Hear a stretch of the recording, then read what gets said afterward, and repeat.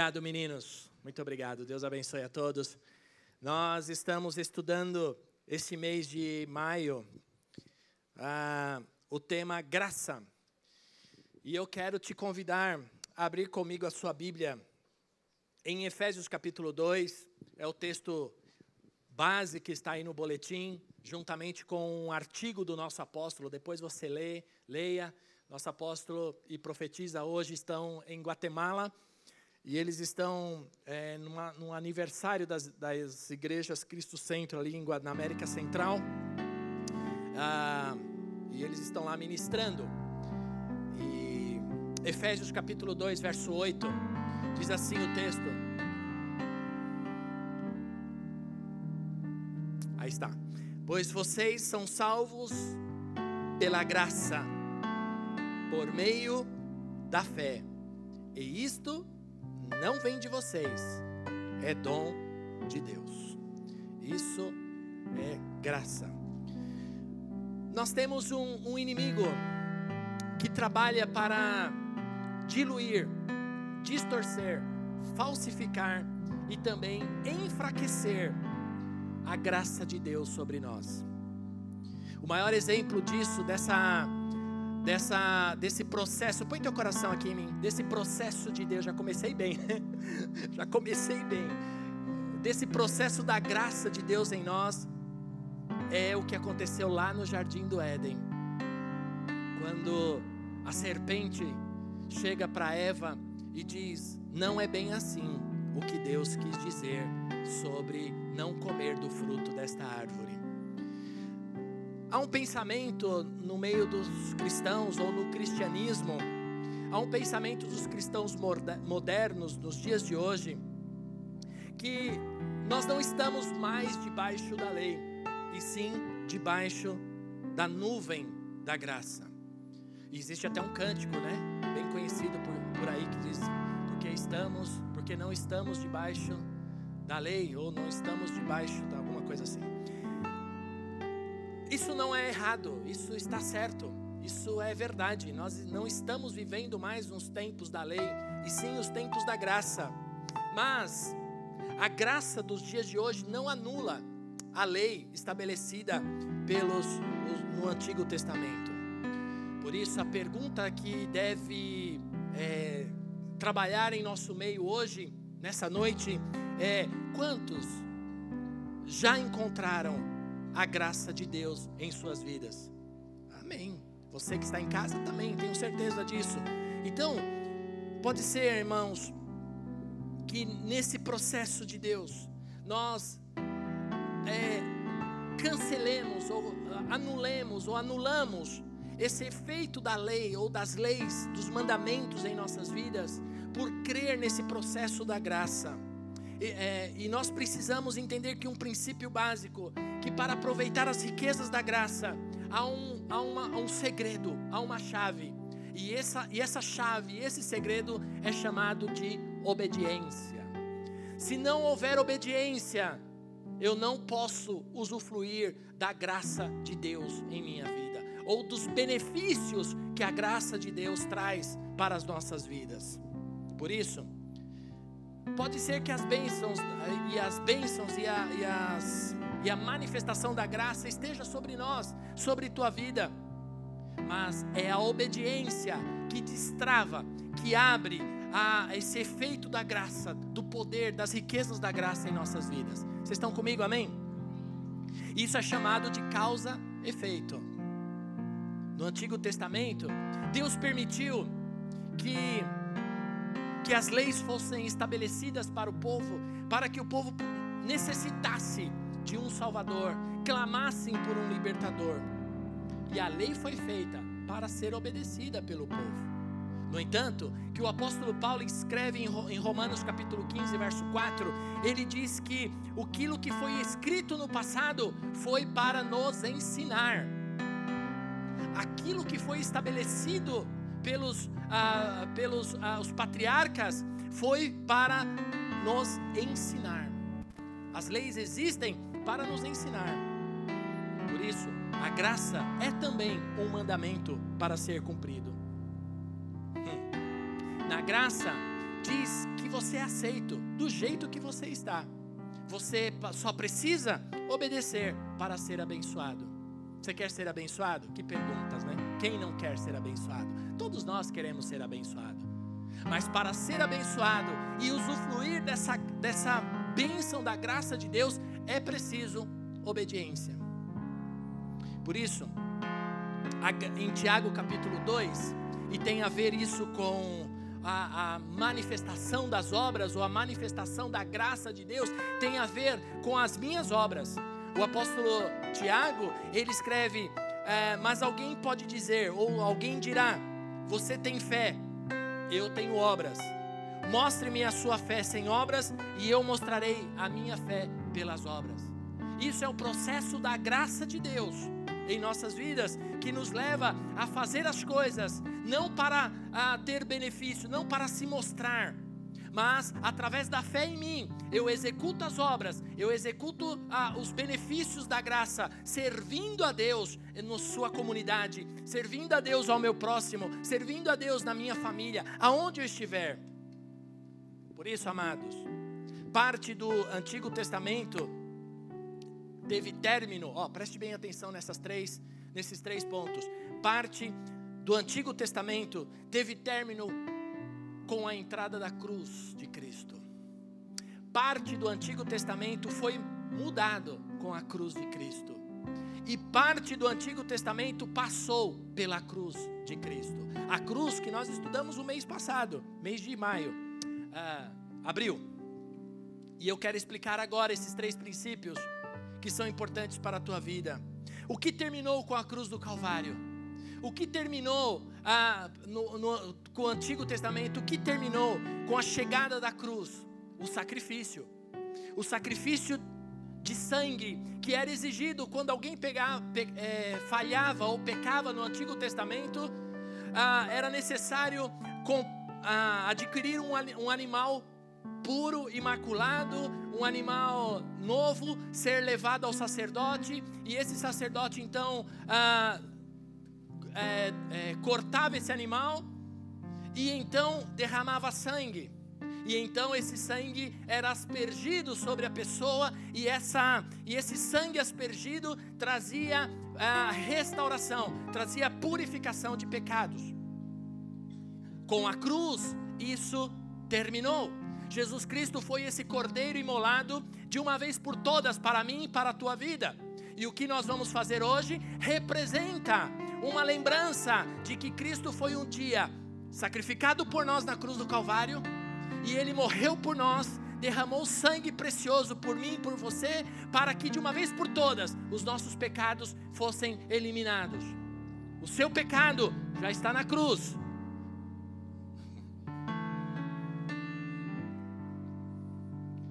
O que foi mudado pela cruz? Eu disse primeiro o que foi extinto, o que acabou com a chegada da cruz. O que mudou com a cruz? A adoração. A adoração era um princípio totalmente diferente. Quem adorava a Deus, quem entrava na presença de Deus era o sacerdote uma vez por ano. O sacerdote esperava o tempo necessário, o tempo certo, pegava o pedido de todo o povo e entrava e ficava um tempo enorme, às vezes semanas, às vezes meses lá dentro, falando com Deus, trazendo do povo os pedidos para Deus e trazendo para o povo a resposta de Deus. Uma vez por ano, o povo não tinha acesso à presença de Deus, somente o sacerdote. E com a cruz, isso terminou. Com a cruz, eu e você temos acesso à sala do trono. Com a cruz de Cristo, isso foi rompido. Por isso em Mateus capítulo 27, verso 51, Mateus 27, 51. Os irmãos aí da projeção, rapidinho comigo, pelo amor de Deus, que eu preciso correr. Eu não tenho o mesmo tempo de manhã não, vamos lá. Naquele momento, o véu do santuário rasgou-se em 2 partes, de alto a baixo. A terra tremeu e as rochas partiram. Naquele momento da crucificação, quando Cristo bradou na cruz do Calvário, está consumado, o véu do templo se rasgou. E então, eu e você, meu irmão, eu e você, nós tivemos acesso à presença do Pai. Nós não precisamos mais de nenhum sacerdote, nós não precisamos de ninguém que interceda por nós, nós não precisamos de nada para entrar na presença do Senhor, porque a cruz, ela mudou essa história, ela mudou esse tempo, porque o véu do templo foi rasgado, e então nós temos acesso à sala, à presença do Pai. Quando você está triste, quando você está chateado, quando você está chorando, e você dobra o seu joelho, você precisa ter a certeza e a convicção que o Pai está te ouvindo no seu trono, e a sua oração está chegando diante do Pai. Você tem que ter essa convicção, que quando você pecar, que quando você falhar, você ao se ajoelhar ou ao pedir perdão ao Senhor, a sua oração está chegando ao Pai, porque o véu do templo foi rasgado. Você não precisa mais derramar sangue, você não precisa de mais ninguém, porque eu e você temos acesso agora à sala do trono. Isso é graça de Deus através da cruz do Calvário. O que passou pela cruz, eu disse o que foi terminado na cruz, eu disse o que mudou na cruz, e agora o que passou pela cruz foi a nossa dívida. Eu e você tínhamos uma dívida impagável, pagável sim, com a morte. Em Colossenses capítulo 2, verso 14, o apóstolo Paulo, muito provavelmente, escreve à igreja dizendo assim, Colossenses 2,14, e ele cancelou a escrita de dívida que consistia em ordenanças que nos era contrária, ordenanças contra nós, ele a removeu, pregando-a na cruz.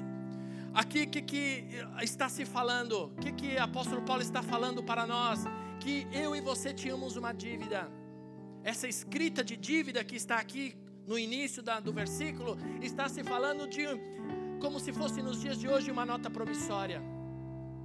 Eu tenho uma dívida, eu peço um dinheiro emprestado para o Dario, e o Dario então, que está aqui, Dario, me empresta aí R$1.000, e ele empresta, mas ele emite uma nota promissória. Quantos sabem que é nota promissória? Então, acho que todo mundo sabe, né? Os mais jovens acho que não sabem o que é isso não, mas existe ainda, viu? Existe. Então, essa nota promissória fica com ele, eu assino, pego o dinheiro e ele fica com a nota. E no prazo, ele pode vir e cobrar essa nota, cobrar o resgate. Caso eu não tenha esse valor para devolver para ele e resgatar essa nota que é minha, porque tem minha assinatura, ele pode me protestar. Mas esquece, viu? Não tem isso não. Mas o que Jesus Cristo fez, sabendo dessa dívida que eu tinha, ele vai e tira da mão do nosso inimigo essa nota promissória e prega ela na cruz do Calvário. Eu e você estamos livres dessa dívida de morte, porque Cristo crucificou na cruz do Calvário, e pela cruz em nós essa dívida foi quitada, e isso é graça de Deus. E agora eu quero começar a complicar um pouquinho, tudo bem? Então comigo? Fica firme comigo, hein? Em Êxodo capítulo 19, versículos 5 e 6. Êxodo 19, 5 e 6. O Senhor fala ao povo de Israel a seguinte frase, ou a seguinte fala: agora, se me obedecerem fielmente e guardarem a minha aliança, vocês serão meu tesouro pessoal entre todas as nações. Embora toda a terra seja minha, vocês serão para mim como reino de sacerdotes e uma nação santa. Essas são as palavras que você dirá aos israelitas. O Senhor está falando a Moisés, e Moisés chega ao povo, chega diante do povo e declara esta palavra para toda a nação de Israel que tinha acabado de sair do Egito. Estavam livres, estavam no deserto, estavam caminhando, e o Senhor chega para Moisés e diz: diga para meu povo que eles terão um reino, serão reino e sacerdotes. todo o povo, presta bem atenção nisso, meu querido, minha querida. Todos foram chamados, todo o povo de Israel foi chamado para ser sacerdote, para ter acesso direto ao trono do Pai. Aí vem o princípio. Em Gênesis, Adão e Eva, eu só vou citar, tá bom? Não vou ler nada. Em Gênesis, Adão e Eva tinham uma ordenança sobre eles. Qual era a ordenança? Cresçam, multipliquem e povoem a terra, certo? Correto? E eles fizeram isso com excelência. Cresceram, multiplicaram, encheram a terra, povoaram, mandaram bala, povoaram a terra naquele tempo. Fizeram isso com excelência, com qualidade. Mais para frente um pouquinho, esse povo que já estava numeroso, decide construir uma torre, porque eles queriam que o seu nome, ou o nome daquele povo fosse muito conhecido nas nações. Constroem uma torre chamada Babel, e então Deus não aceita isso, e diz que separaria esse povo. Deus separa as nações ali, e se revela a eles como um Deus de amor, mas este povo rejeita, e as nações então são separadas. Deus então escolhe um homem chamado Abrão, e muda o seu nome para Abraão, coloca uma letrinha, Yahvé na sua escrita, e através dele, através de Abraão, levanta uma nação, através do seu filho. Ele povoa a terra, e provoca para esta nação, para estas nações que o rejeitaram, que não aceitaram o seu amor, provoca então um ciúme, e diz: como vocês não me amaram, eu vou me criar uma nação, e assim nasce a nação de Israel. Todas as nações que rejeitaram, então ela começa a modelar, Israel começa a modelar, porque Deus declara seu amor a Israel para com eles. Por isso ele chama o povo de Israel para serem sacerdotes dele, para terem acesso.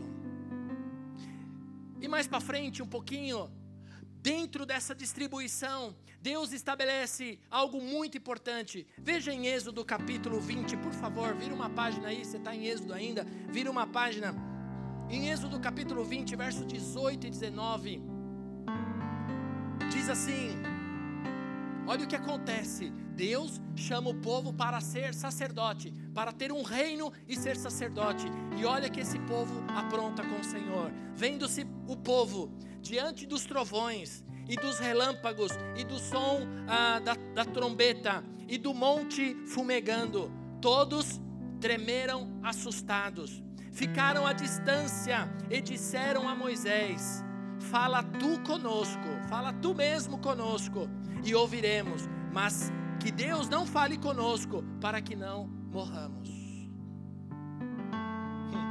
Sabe o que acontece?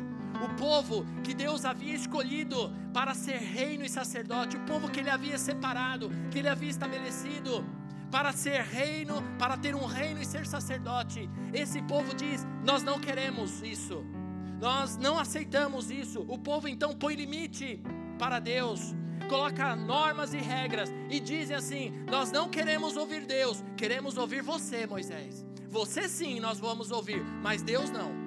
Temos medo de Deus. Queremos ouvir a Moisés em vez de Deus. Por isso, querido, a graça de Deus depende de quem você está ouvindo. A graça de Deus na tua vida depende de quem você está ouvindo.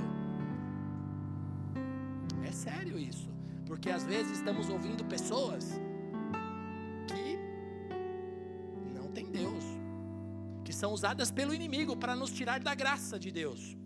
Mas isso é outra história, isso eu vou pregar outro dia. Por isso o que o povo fez? Criou então um conjunto de regras, e isso existe até os dias de hoje. É mais fácil ter uma lista do que eu posso e eu não posso fazer, do que me relacionar com Deus. Foi isso que o povo de Israel fez. Eles disseram, não queremos ouvir a voz de Deus, porque quando eu ouço a voz de alguém, eu estou me relacionando com essa pessoa. E esse povo diz para Deus, não queremos relacionamento contigo, põe regras, põe limites, que nós vamos seguir.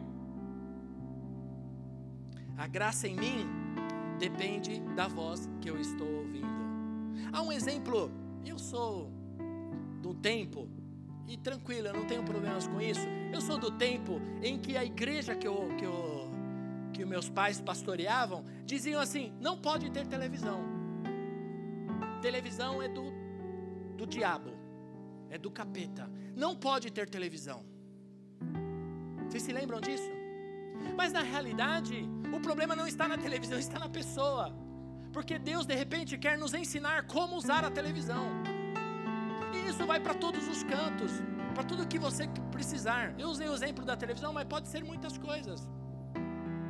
Que estabelecem regras, estabelecem limites para evitar ou para temer um problema dentro da igreja. A graça em mim depende da voz que eu estou ouvindo.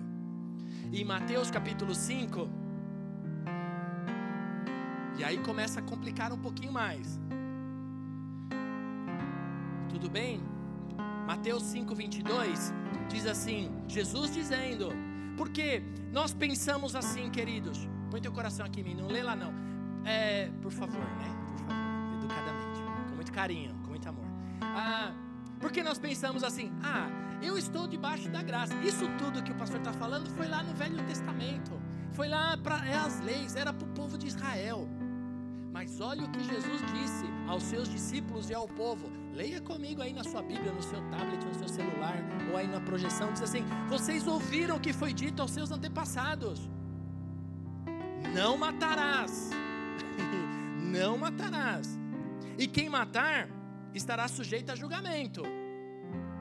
Mas eu digo, Jesus dizendo, mas eu digo a vocês, que qualquer que se irar contra o seu irmão, estará sujeito a julgamento. Também, qualquer que disser a seu irmão, raca, será levado ao tribunal. E qualquer que disser, louco, corre risco de ir para o fogo do inferno. Isso é o tempo da graça. Qual é mais fácil? Ou o que é melhor de se viver? A lei ou a graça? Porque a lei dizia, não matarás. E a graça diz, olha, se você xingar teu irmão, se você disser que ele é louco, que ele está zoado, que ele está zureta, que ele está louco, você corre risco de ir para o inferno. Eu prefiro a lei. Mas, olha o que diz aí o verso 27. Vocês estão comigo, amém? Verso 27, Jesus continua dizendo, continua falando sobre a lei e a graça. Vocês ouviram o que foi dito, não adulterarás. Mas eu digo, qualquer que olhar para uma mulher e desejá-la, já cometeu adultério com ela. Uau! Uau! Já cometeu adultério com ela no seu coração. Completar a frase. E ele continua dizendo, se o seu olho direito o fizer pecar, arranque-o e lance-o fora. É melhor perder uma parte do seu corpo do que ser ele todo lançado no inferno. E se a sua mão direita o fizer pecar, corte-a e lance-a fora. É melhor perder uma parte do seu corpo do que ir com todo ele para o inferno. Que coisa. Há uma ilustração que eu vi, uma frase nesses dias aí na internet. Um filho indo para a escola pela manhã com a mãe dirigindo o carro. O filho diz para a mãe assim, mãe, por que os idiotas estão dirigindo quando o pai está no volante me levando para a escola? Na realidade, é isso que nós estamos vivendo aqui. Estamos, às vezes, xingando os nossos irmãos, porque nos fecharam, porque furaram fila, porque nos irritaram cuidado. Você pode ter problemas.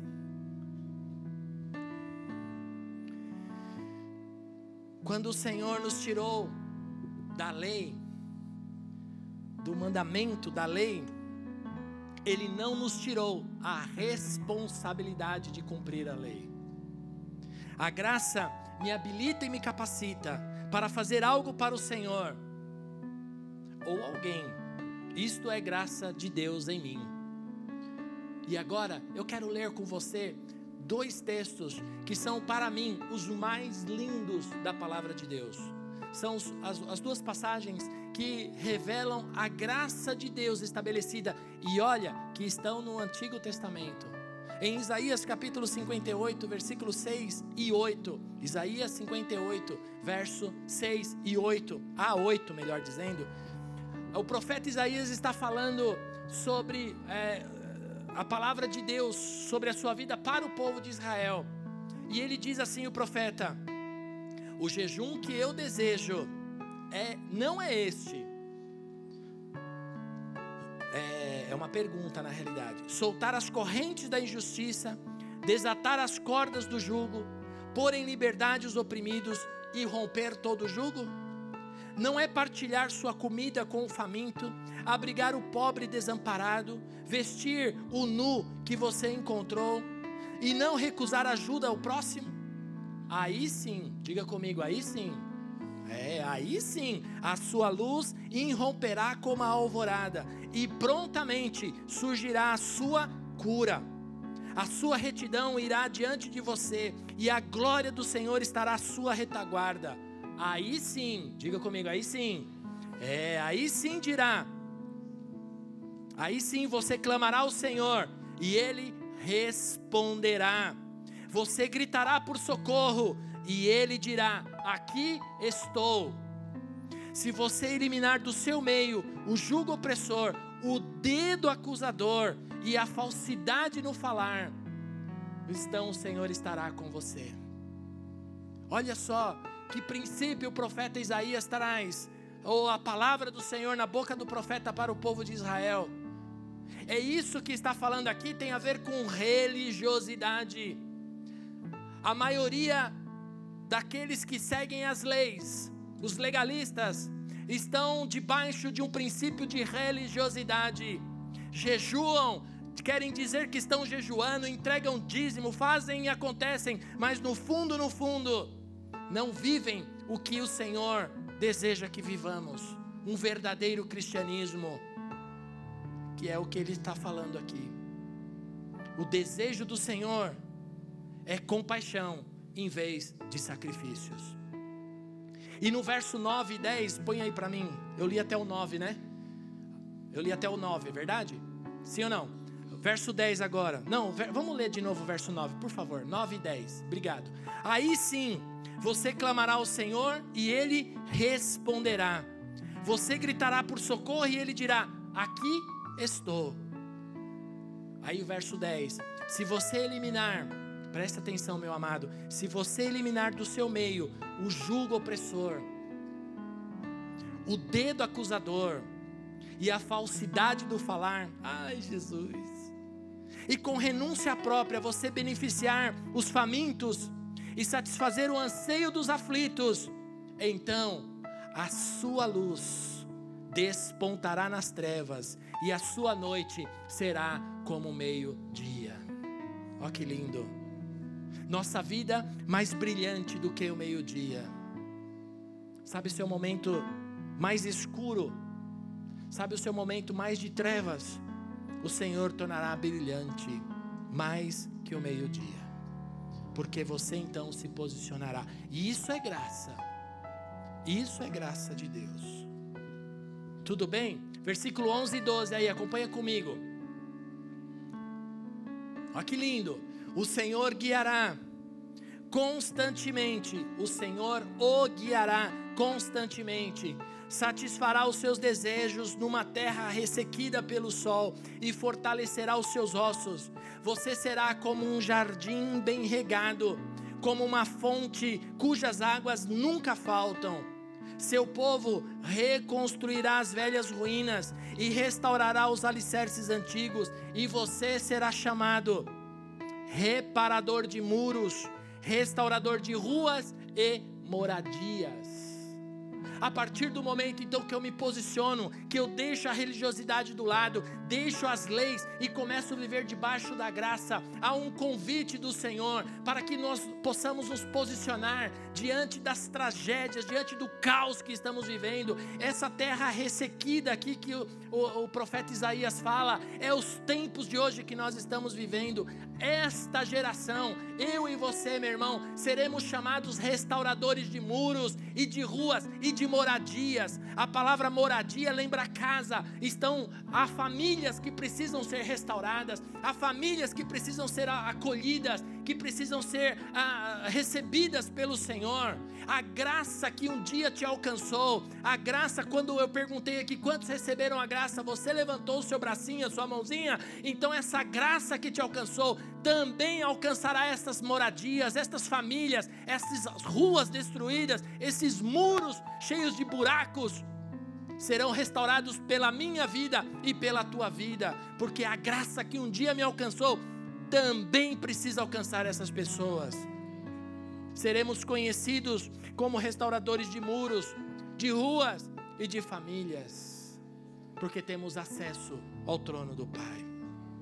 Nossa geração vai reconstruir, a minha geração e a tua geração, aquilo que foi perdido por outras gerações, aquilo que foi estragado por outras gerações, nós reconstruiremos. Isso é graça de Deus, isso é chamamento de Deus para mim e para você.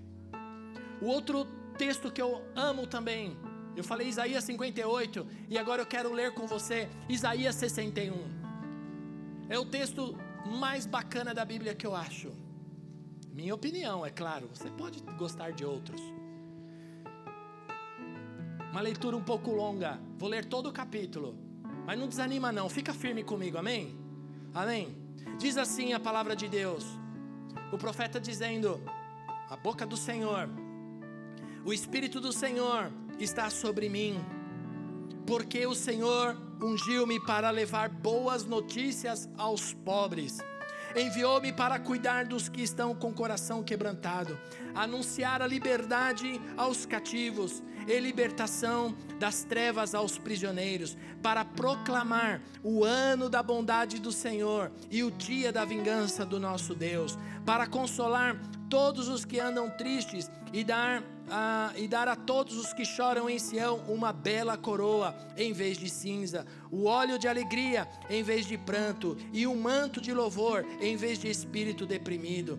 Eles serão chamados carvalho de justiça, plantio do Senhor para a manifestação da sua glória. Eles reconstruirão as velhas ruínas e restaurarão os antigos escombros, renovarão as cidades arruinadas que têm sido devastadas de geração em geração. Gente de fora vai pastorear os rebanhos de vocês, estrangeiros trabalharão em seus campos e vinhas, mas vocês serão chamados sacerdotes do Senhor, ministro do nosso Deus. Vocês se alimentarão das riquezas das nações, e do que era orgulho delas vocês se orgulharão.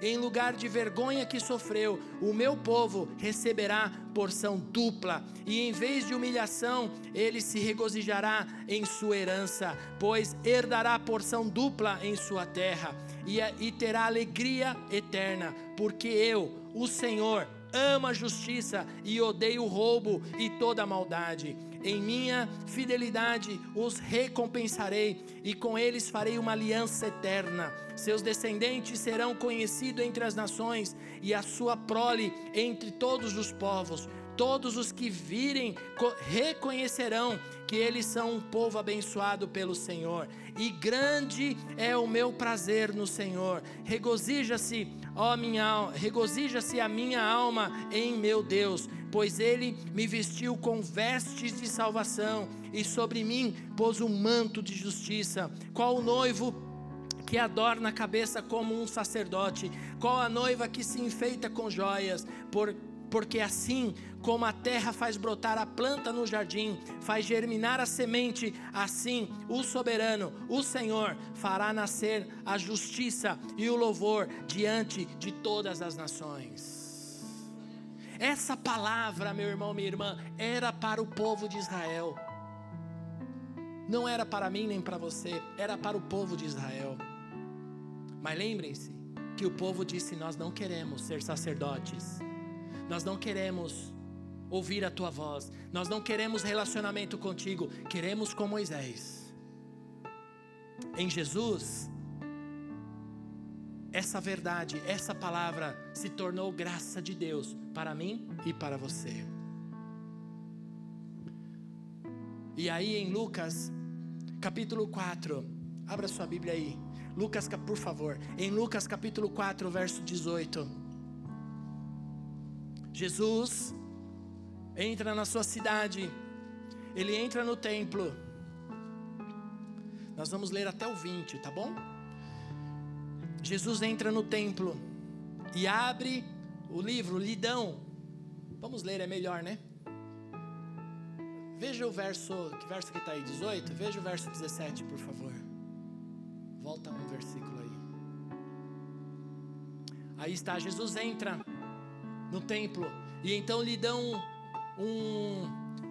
alguém lhe deu um livro lá, o livro dos profetas, e ele abriu em Isaías, e diz assim: foi-lhe entregue o livro do profeta Isaías, e ele abriu e encontrou o lugar onde estava escrito, verso 18: o Espírito do Senhor está sobre mim, porque Ele me ungiu para pregar boas novas aos pobres, e Ele me enviou para proclamar liberdade aos presos e recuperação de vista aos cegos, para libertar os oprimidos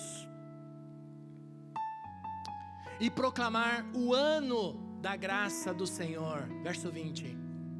Então Jesus fechou o livro, devolveu ao assistente e assentou-se na sinagoga, e todos ficaram olhando para ele. Verso 21, por favor.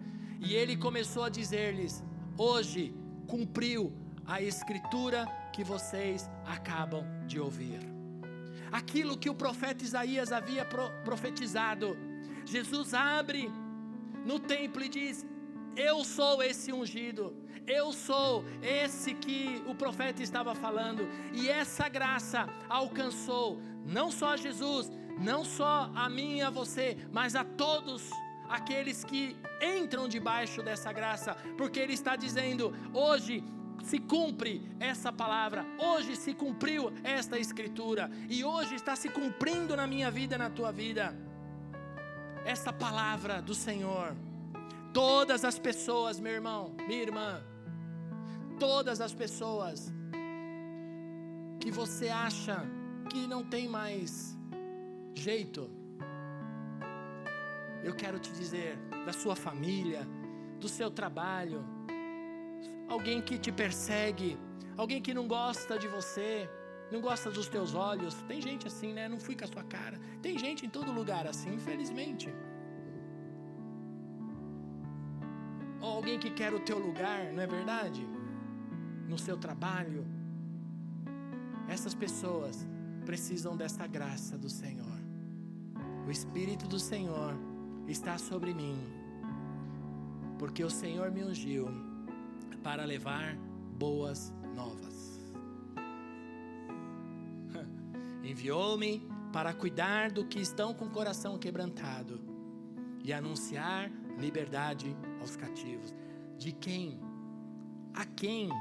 A quem nós escolhemos? Ah, Dario, eu gosto tanto de você. Vem cá que eu vou declarar uma boa nova para você. Eu vou cuidar de você porque você é meu amigo. Mas não é esses que o Senhor quer. O Senhor coloca os piores no nosso caminho. O Senhor coloca os mais difíceis, os mais chatos, os mais problemáticos, para que esse evangelho seja anunciado. De quem você tem corrido? Essa graça que um dia me alcançou e também te alcançou, precisa alcançar a este. Eu não sei quem é, você está dando risada, você está chorando, é porque Deus está falando com você. Deus precisa alcançar essas vidas, e é através da tua vida. Isso é graça de Deus. A obediência libera a bênção de Deus. Sua família tem jeito, meu irmão. Sua família tem jeito, minha irmã. Esta pessoa que te persegue te ama, te ama, e você também vai amá-lo. Você tem jeito. A graça que um dia te alcançou também alcançará estes, porque hoje eu e você temos acesso. Não limite a graça de Deus como fez o povo de Israel. Não limite o amor de Deus na tua vida como o povo de Israel. Começa hoje, começa agora, nessa noite, a ouvir a voz de Deus na tua vida, para que você possa liberar essa graça para estas pessoas. Deus tem planos para ele também, assim como teve para você. Eu quero dizer isso para você essa noite, que esse acesso que nos foi nos dado, esse acesso à presença do Pai que nos foi nos dado, me leva a ter a consciência de que eu preciso fazer algo para o Senhor, de que eu preciso fazer algo, o serviço a Deus. A graça, eu quero dizer algo bem simples, é tolice dizer que você tem a graça do Senhor e não faz nada para ter a resposta a essa graça. A graça de Deus, ela é acompanhada do serviço ao Senhor. Aqueles que foram alcançados pela graça do Senhor fazem algo, porque têm um coração agradecido. Um coração agradecido é para hoje. Daqui quem sabe um mês, daqui 6 meses, então quando eu resolver. Esquece, irmão, a graça é para hoje, o serviço é para hoje, porque estamos vivendo, põe teu coração aqui em mim, estamos vivendo as portas da volta do Senhor Jesus Cristo. E hoje, quando celebrarmos a ceia do Senhor, é tempo de você olhar para você mesmo, olhar para si mesmo, melhor dizendo, e tomar um posicionamento de que essa graça que está sobre mim e sobre você é para servir, é para servir a igreja, servir a sua família, servir aos seus irmãos, servir ao reino, servir ao próximo, porque você está debaixo da graça do Senhor. Fique em pé no seu lugar, por favor.